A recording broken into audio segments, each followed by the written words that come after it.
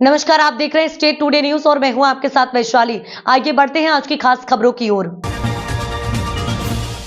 ओबेदुल्लागंज नगर पंचायत क्षेत्र के व्यापारियों ने सीएमओ के खिलाफ कृषि मंत्री शिवराज सिंह चौहान, भोजपुर विधायक सुरेंद्र पटवा, कलेक्टर के नाम एसडीएम को ज्ञापन सौंपा। रायसेन जिले के अंतर्गत ओबेदुल्लागंज नगर पंचायत क्षेत्र के व्यापारी महासंघ के अध्यक्ष जगदीश चंदानी सहित दर्जनों दुकानदारों एवं व्यापारी महासंघ के पद अधिकारियों ने सीएमओ सोनाली शर्मा के खिलाफ एसडीएम को ज्ञापन सौंपा। व्यापारियों ने आरोप लगाया कि अतिक्रमण करते समय सीएमओ सोनाली शर्मा ने दुर्व्यवहार किया और नगर परिषद कर्मचारियों ने गाली गलौज के साथ साथ दुकान के सामान में तोड़फोड़ की, जिससे दुकानदारों को भारी नुकसान हुआ है। इन सब बातों को लेकर व्यापारी महासंघ का सीधा कहना है, अगर सीएमओ को निलंबित नहीं किया गया तो शनिवार 1/2/2025 को पूरा मार्केट बंद किया जाएगा एवं शांतिपूर्ण धरना प्रदर्शन किया जाएगा। ज्ञापन देने में अध्यक्ष जगदीश चंदानी, उपाध्यक्ष कैलाश नागर, देवेंद्र सिंह, विवेक मित्तल, प्रदीप अरोड़ा, विक्रम धाडी, नीरज चावला, हरपाल सिंह राजपूत, पामेश यादव सहित सैकड़ों व्यापारी मौजूद रहे। मगर मैडम सुनने के लिए तैयार नहीं। सर फिर भी सुनते थे, वो सुनने के लिए तैयार नहीं। वो कहेंगे ठीक है, एक दो वो चोट भी आ गई सिर पे, उनको भैया को सर पे भी लग गया शेड, यानी वो बस इशारा यूँ करते जाएं और वो यानी जो उनके कर्मचारी थे वो हरकतें करते जाएं। के थक गए आकर। सर सेठ के नीचे करीब 4-5 लोग सर हमारा गंदे तरीके से आपके वहाँ पूरे उड़ गए थे। सर हमारा एक निवेदन ये है, सुनिए हमारा एक निवेदन ये है, बीच बाजार में मतलब वो आके एकदम शेड गिराना, ये कौन सा अतिक्रमण है? शेड जो है एक धूप और पानी के बचाव के लिए है, ना कि कोई वो अतिक्रमण है। जहाँ पे अतिक्रमण है वहाँ हटाया नहीं जा दिया और आकर के ना इस कोने से ना इस कोने से एक बीच बाजार में मतलब वो बीच में शेड गिरा देना, ये कौन सी वो है? आप सामने बदतमीजी करिए, आप सुनी रहे हैं बात आपको। जब भी हम मैडम से बात करते थे, मुखातिब होते थे, मैडम घूमू तो वापिस चले हैं, घूमू तो वापिस चले हैं। व्यापारी संघ का अध्यक्ष खड़ा है चंदानी जी, किराना संघ के अध्यक्ष खड़े हैं, मगर वो डिसऑनर कर रही हैं, उसको कंटिन्यूसली डिसऑनर कर रही हैं। और वो सिर्फ इतनी बार रिक्वेस्ट कर रहे हैं उनसे कि मैडम 5 मिनट का वक्त दीजिए, जरा 2 मिनट हमें आप थोड़ा सा सामान हमें हटा लेने दीजिए। और उसका भाई हमें सामान खराब हो गया, उनके कर्मचारी मतलब हम लोग बच गए, हमारे ऊपर ही गाला था शायद। इतनी घनघोर बेइज्जती जिसकी कोई हद नहीं। हम मैडम से मैडम आप बात तो करिए, नहीं बिल्कुल नहीं। और मतलब हमारे सम्मानीय व्यापारी जो अध्यक्ष हैं, किराना संघ के अध्यक्ष हो चाहे व्यापारी महासंघ, किसी चीज को हर चीज को डिसऑनर करना, कंटिन्यूसली डिसऑनर करना। सर भी खड़े थे वहाँ पे, सर ने बात सुनी, सर से बात भी करी थी अपन ने, सर ने बात सुनी, हमारी बात से मुखातिब की और एग्री किया या डिसएग्री किया। रायसेन जिले के सिलवानी के महागवा राम जानकी मंदिर में कल वहां निवास कर रहे संत संजय दुबे के अन्य संतों ने गांव के दबंगों ने मारपीट की और जान से मारने की धमकी दी। साथ ही 1 लाख रुपए और चैन अंगूठी सहित मंदिर में लगे कैमरे घर ले गए और किसी दूसरे संत को वहां महंत बना दिया। आज सिलवानी एसडीएम को ज्ञापन सौंपा गया, जिसमें मांग की गई कि दोषियों पर कार्यवाही की जाए। मामला दरअसल मंदिर की संपत्ति का राम जानकी मंदिर महागवा में लगभग 170 एकड़ जमीन लगी हुई है, जो कि राम जानकी मंदिर कुटी बोरास के नाम पर है। बोरास कुटी के महंत ब्रजकिशोर दास जी दोनों मंदिरों का संचालन करते हैं। चूंकि ब्रजकिशोर दास जी इस कुंभ में है, इसी का फायदा उठाकर महागवा गांव के दबंगों ने दूसरे महंत को बना दिया। बीते माह महागवा राम जानकी मंदिर महंत विजय राम दास ने पुलिस अभिरिक्शा जहर पीकर आत्महत्या, तब से ही ये विवाद चल रहा है। इस मामले में कल ही सिलवानी थाने में आवेदन भी दिया गया, लेकिन पुलिस ने अभी तक दबंगों पर कोई कार्यवाही नहीं की है। क्या नाम है आपका संत जी? संजय दुबे। अच्छा, कहाँ थे आप? कौन से मंदिर पे? मैंगवा राम जानकी मंदिर। क्या हुआ आपके साथ? उस समय जब मैं बाखर में था और मंदिर में कुछ संत आकर हमारे मंदिर में कब्जा किया हैं और उनको झूठी ही महंताई दिलाई। कुछ ना महामंडलेश्वर थे, हम दिगंबर अखाड़े से हैं। दिगंबर अखाड़े के ना एक भी महात्मा था और ना दिगंबर अखाड़े से कोई उनका संबंध था। और रामकृष्ण नाम के एक शख्स को उनने महंत बना दिया। गांव के दबंग थे हैं, इंद्रेश पटेल, पप्पू पटेल, ब्रजेश रघुवंशी, सरपंच राघवेंद्र रघुवंशी, राजकुमार रघुवंशी, अन्य और भी लोग थे जिनका हम नाम नहीं जानते। गांव के और बोरास के भी कुछ लोग थे।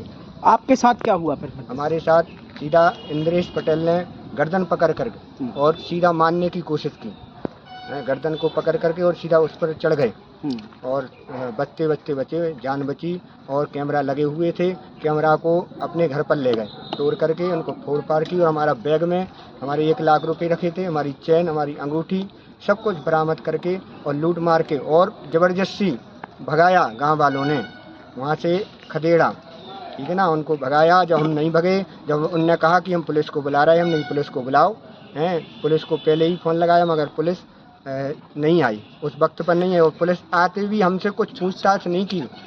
उनने हमारे साथ मारपीट करने के बाद भी हमसे पूछताछ नहीं की। तो आप पर जान से मारने की धमकी? जान से मारने की धमकी जी। आप जहाँ भी दिखेंगे, जहाँ भी आप रहेंगे, वहाँ हम आपको मार देंगे। क्या है विवाद, है क्या आखिर? विवाद हमारे गुरु स्थान का है। गुरु स्थान की संपदा जो संपत्ति है वो बौराष्ट्र के नाम पर है और मेंगवा वाले उसको अवैध में ले रहे हैं। और अभी तक वो वहाँ उस पर कब्जा करते आए हैं। और जो हमारे महाराज जी ने उसको लगाया, केस भी लगाया इस पर हैं सब। इसीलिए सरकार से चाहते हैं, कानून से चाहते हैं कि सख्त से सख्त इसकी कार्रवाई की जाए, जांच की जाए और हमें न्याय दिया जाए। ठीक। सर, म्यांमार से कुछ लोगों ने, संतों ने आपको ज्ञापन दिया है, क्या है मामला? म्यांमार से एक आवेदन पत्र मेरे को मिला है और इसमें 1-2 संत टाइप के लोग आए थे, 2-4 पब्लिक के लोग होंगे। इनका वहाँ कुछ आश्रम के संचालन को लेकर के विवाद है और मुझे ज्ञात हुआ है कि इस संबंध में एक आवेदन कलेक्टर साहब को भी प्रस्तुत किया गया है। तो उसमें जो नियमानुसार जो कार्रवाई होती है वो की जाएगी। सर, कल संत के साथ मारपीट भी की है गांव के दबंगों के? ऐसी कोई जानकारी हमें नहीं मिली है। कल वहाँ हमारे नायब साहब भी गए थे और एसडीओ भी गए थे, पुलिस वाले भी गया था। ऐसी कोई जानकारी हमको नहीं मिली है। रायसेन जिले के सांची विकासखंड के ग्राम मुक्तापुर में प्रधानमंत्री जनवन योजना के तहत निर्मित आंगनबाड़ी केंद्र का लोकार्पण आज सांची विधानसभा क्षेत्र के विधायक एवं पूर्व मंत्री डॉक्टर प्रभुराम चौधरी द्वारा किया गया है। यह आंगनबाड़ी केंद्र 11,97,000 रुपए की लागत से निर्मित हुआ है, जो गांव के बच्चों और महिलाओं के पोषण एवं शिक्षा को सुदृढ़ करेगा। इस अवसर पर विधायक डॉक्टर प्रभुराम चौधरी ने उपस्थित जनसमूह को संबोधित किया और सरकार की विभिन्न जन कल्याणकारी योजनाओं की जानकारी दी। कार्यक्रम में जिला पंचायत अध्यक्ष यशवंत बबलू मीणा, स्थानीय जनप्रतिनिधि, कार्यकर्ता एवं ग्रामीण बड़ी संख्या में मौजूद रहे। इसके साथ ही भोपाल विदिशा स्टेट हाईवे पर स्थित कर्क रेखा स्थान पर स्वयं सहायता समूह की महिलाओं द्वारा संचालित स्वास्थ्य संगम कैंटीन एवं प्रदर्शनी केंद्र का भी फीता काटकर शुभारंभ किया गया है। रायसेन जिले के सांची ब्लॉक की 17 पंचायतों के 22 गांव में बेगा, भारिया और सेरिया समुदाय के जो आदिवासी वर्ग के लोग रहते हैं, उनका विशेष पैकेज के माध्यम से प्रधानमंत्री जी ने जो योजना बनाई है उसके अंतर्गत इनको हर योजना का लाभ दिया जा रहा है। हमारे इस सांची ब्लॉक में 22 गांव हैं, उसमें मुक्तापुर भी है। हर परिवार को जो योजनाएं हैं उनका पूरा लाभ मिल सके और भी जो योजनाएं हैं जैसे आंगनबाड़ी है, पीएम आवास हैं, हमारे जो अपने खाते खुलना थे जनधन की वो खाते खुलना है, आधार कार्ड बनना है, जो सभी योजनाओं का लाभ उनको मिल सके। आज मुक्तापुर में उस योजना अंतर्गत जनमन योजना, पीएम जनमन योजना अंतर्गत जो आंगनबाड़ी भवन बनकर तैयार हुआ था, आप देख रहे हो, बढ़िया सुंदर भवन और एक बढ़िया सुंदर कैंपस बच्चों के लिए बनकर तैयार हुआ है। उसका आज हम लोगों ने लोकार्पण किया। कलेक्टर अरुण कुमार विश्वकर्मा ने शुक्रवार को जिले एवं ब्लॉक अधिकारियों की बैठक ली। उप तहसील कार्यालय के सभागार में सभी विभाग के अधिकारियों से कलेक्टर ने कहा कि आमजन को जिला मुख्यालय तक न आना पड़े, हम जाकर उनकी समस्याओं का निराकरण करें। हमें स्वास्थ्य और शिक्षा के क्षेत्र पर विशेष ध्यान देना, क्योंकि शिक्षा से परिवार की पीढ़ियां सुधरती हैं। रायसेन जिला कृषि प्रधान जिला है, जिस पर हमें काम करना है। आपने लगातार जिस तरीके से रायसेन जिले में सबसे तो आपका स्वागत है, और दूसरा आप जिस तरीके से लगातार निरीक्षण कर रहे हैं, मीटिंगें कर रहे हैं, सर क्या कुछ अब देख पा रहे हैं आप रायसेन में? रायसेन जिले में 29 तारीख को ज्वाइन करने के साथ ही सबसे पहले जो जनरली हम ज्वाइन करने के बाद समझते हैं, किसी क्षेत्र को समझना बहुत अति आवश्यक है और किसी भी जिले में पुरानी सोच को लेकर नहीं चला जा सकता। क्षेत्र की परिस्थितियों को देखते हुए आगे बढ़ना पड़ेगा हमारा जिला एक कृषि प्रधान जिला है, तो कृषि के क्षेत्र में अपार संभावनाएं हैं इस जिले में। साथ ही भोपाल से बहुत नज़दीक लगा हुआ जिला है, तो हमारे यहाँ इंडस्ट्रीज़ के क्षेत्र में भी बहुत संभावनाएं हैं, रोजगार के क्षेत्र में बहुत संभावनाएं हैं। तो अभी प्रयास हम लोगों का यही है कि किस तरह से शासन की योजनाओं को आम जन तक सुलभता और सहजता के साथ पहुंचाया जाए, और कोशिश हम लोगों की यही रहेगी कि जनता को क्या कहते हैं, जिला मुख्यालय ना आना पड़े, बल्कि हम लोग ही जनता के बीच में जाएं और उनकी समस्याओं का निदान वहीं करें। सर, अब क्या कुछ लग रहा है आपको रायसेन में कुछ बदलाव की और आवश्यकता को अब लगातार जिस तरीके से निरीक्षण कर रहे हैं? एक प्रयास है, रायसेन में बहुत अच्छी टीम है, बहुत अच्छी टीम काम कर रही है। माननीय मुख्यमंत्री जी के निर्देशन में सभी लोग अपनी क्षमताओं से भरपूर कार्य कर रहे हैं, और मेरा यही प्रयास रहेगा कि कैसे आम जन को जो दिनचर्या में परेशानियां रहती हैं उनको दूर किया जाए, और अल्टीमेटली जो अंतिम छोर पर जो व्यक्ति खड़ा है उस तक कैसे शासकीय योजनाओं को सरलता सुलभता से पहुंचाया जाए, इस तरफ प्रयास रहेगा। कुछ क्या लक्ष्य है सर जिले को लेकर? क्या कुछ नई चीजें अब जिले में होने वाली हैं, या जो यहाँ के लोग हैं उनको क्या लाभ और आपके आने के? मेरा ये व्यक्तिगत रूप से मानना है, एक शिक्षित परिवार या एक शिक्षित व्यक्ति से पीढ़ियां सुधरती हैं।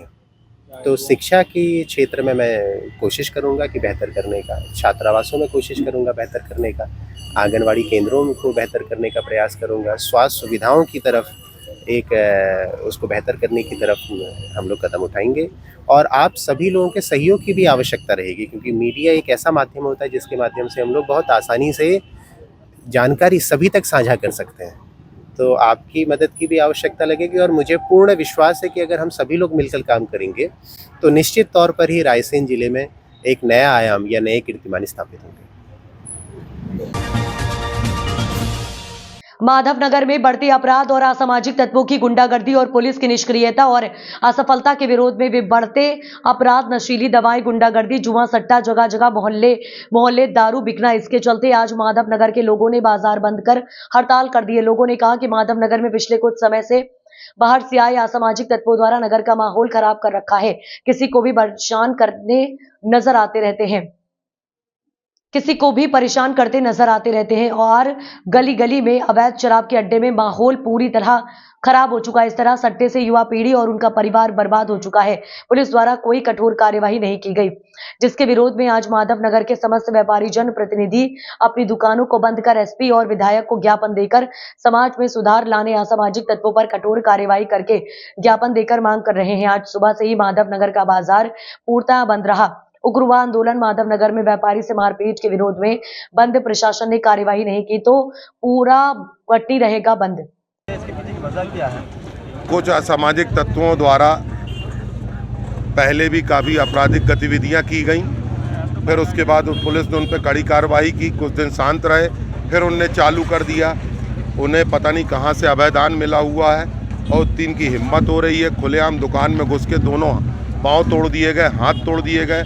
यहाँ लोगों के आपसी कब्जों का विवाद था, मैं नहीं जानता कौन सही था कौन गलत था, लेकिन एक पक्ष गुंडों को लेके आके उनकी मकान और दुकान गिरा दिया। अगर इस तरह से गुंडे बदमाश कार्रवाई करेंगे तो कानून किस लिए है? लोग अधिकारियों के पास जाके अपनी समस्याओं का निराकरण कराते, अधिकारी आदेश देते, नहीं होता न्यायालय में, माननीय न्यायालय में जाके लोग आदेश प्राप्त करते हैं। क्या ये लोग गुंडे बदमाश अगर निर्णय करने लगेंगे तो क्या होगा? इन्हीं सब को लेके माधवनगर में आज बंद था। अभी उनको समझा के पुलिस को सामने भूला है। अवैध खनन से लेके गुंडे बदमाश में, अवैध खनन में भी शामिल हो गए, उसमें भी संरक्षण देने लगे हैं, और कमाई सबको दिख रही है उनकी सड़कों पे।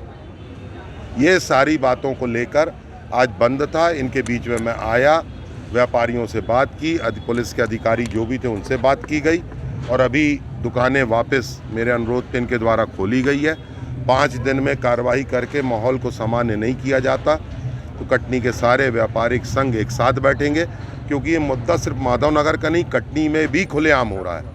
मतलब यहाँ जो लोग उपस्थित हैं, या मैंने जितनी उम्र कटनी में गुजारी है, ऐसी गुंडागर्दी मैंने नहीं देखी कि 10-12 गाड़ियाँ आगे चलें कि फलाने भैया आ रहे हैं और रास्ता साफ करो। कई चीज़ें तो साबित नहीं हो सकती, लेकिन चर्चाओं में बहुत सी चीज़ें हैं, बोलना उचित नहीं है। क्यों वो कर रहा है, किस किस के साथ कर रहा है, क्यों पुलिस डिपार्टमेंट भयभीत है, क्यों उसकी इतनी हिम्मत हो रही है। अभी आपके बीच के 2 पत्रकारों ने स्वीकार किया, उनके साथ भी वो मारपीट कर चुका। अभी मैंने बोला एक पुलिसकर्मी को उठा ले गया था, पुलिस वाले खंडन नहीं कर रहे उस बात का। अब ये बात अलग है कि वो डर के मारे रिपोर्ट नहीं कर रहा, तो मैं भी साबित नहीं कर सकता, लेकिन हुआ तो है। तो बोला गया है 5 दिन में अगर ये सब सही नहीं करते तो पूरे कटनी में उसको लेके बंद का ऐलान किया जाएगा, और अगर ये सक्षम नहीं है तो फिर हम लोग उसी के पास जाएंगे कि भैया तुम कानून से भी ऊपर हो गए, बताओ आप कैसे शांत रहोगे। ठीक है, इन खबरों में फिलहाल इतना ही। देश दुनिया की तमाम खबरों के लिए आप देखते रहिए स्टेट टुडे न्यूज।